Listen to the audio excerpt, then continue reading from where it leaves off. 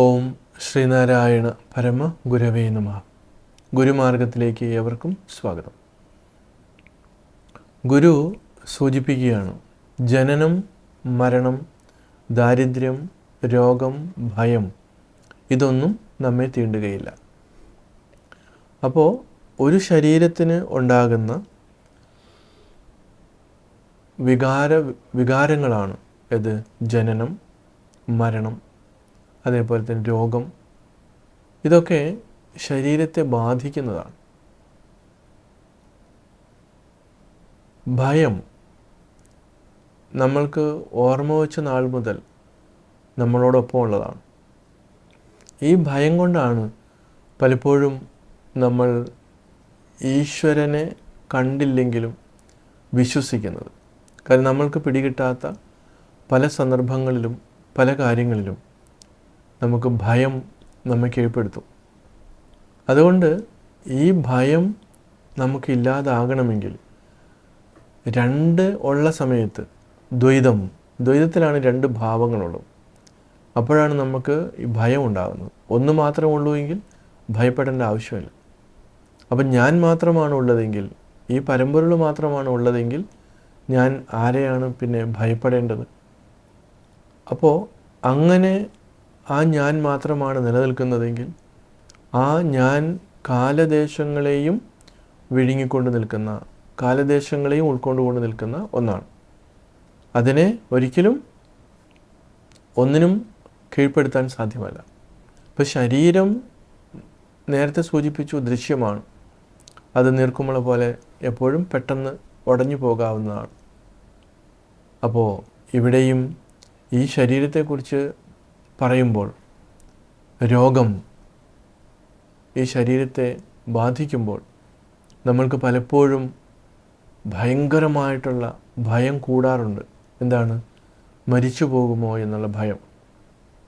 അപ്പോൾ ഈ ഭയത്തെ നമുക്ക് അതിവർത്തിക്കണമെങ്കിൽ, അതിനെ ഓവർകം ചെയ്യണമെങ്കിൽ എന്തുണ്ടാവണം? നമുക്ക് അറിവുണ്ടാവണം. ഈ ശരീരത്തിന് രോഗമുണ്ടാകുമ്പോഴും അത് എനിക്കല്ല രോഗമുണ്ടായത് എന്ന് നമുക്ക് തിരിച്ചറിയാൻ പറ്റണം. ഈ ശരീരത്തിനാണ്.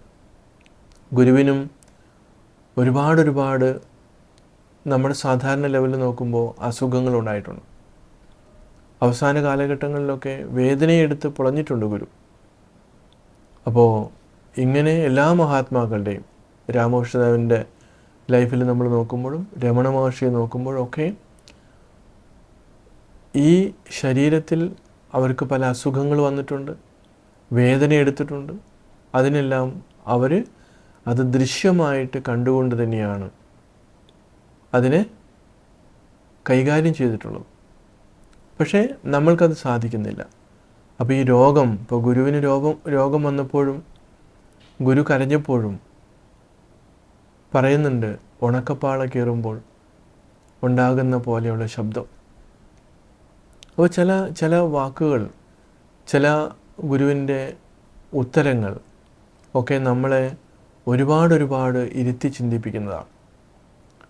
രമണ മഹർഷിക്ക് കയ്യിൽ ക്യാൻസർ വന്നപ്പോൾ അത് ഡോക്ടർമാർ അനസ്തീഷ്യ കൊടുക്കാൻ വേണ്ടി ഒരു ശ്രമം നടത്തി. പക്ഷേ നടക്കുന്നില്ല.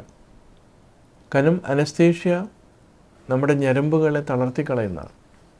പക്ഷേ അതിനേക്കാളും പവർഫുള്ളായിട്ടുള്ള ആ പ്രാണൻ ഉണർന്നിരിക്കുമ്പോൾ, അവരുടെ വിൽ പവർ അത്രമാത്രം ശക്തമായിരിക്കുമ്പോൾ ഈ അനസ്തീഷ്യയ്ക്ക് അതിനെ തളർത്തുവാനുള്ള പവറില്ലാതെ വരികയാണ്. അപ്പോഴാണ് ഡോക്ടർമാർ പറഞ്ഞത്, ഈ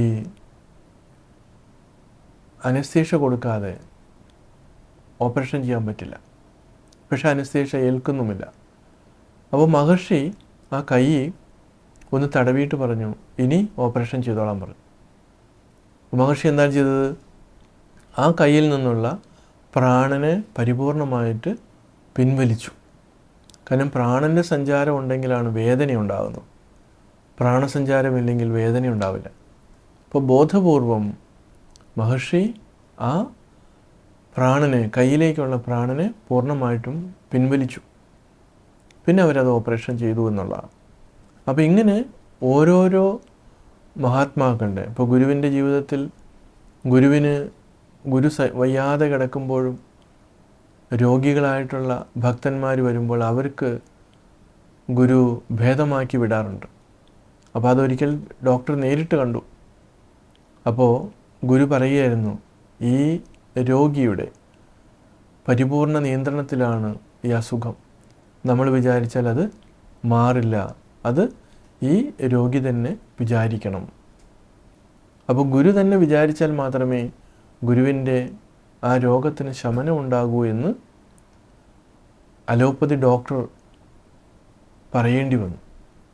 അപ്പോൾ ഇങ്ങനെ ഒക്കെ പല രീതിയിലും പല തലത്തിലും ഈ ശരീരത്തെക്കുറിച്ചുള്ള അവബോധത്തെക്കുറിച്ച് ഗുരു നമ്മളെ ഓർമ്മപ്പെടുത്തുകയാണ്.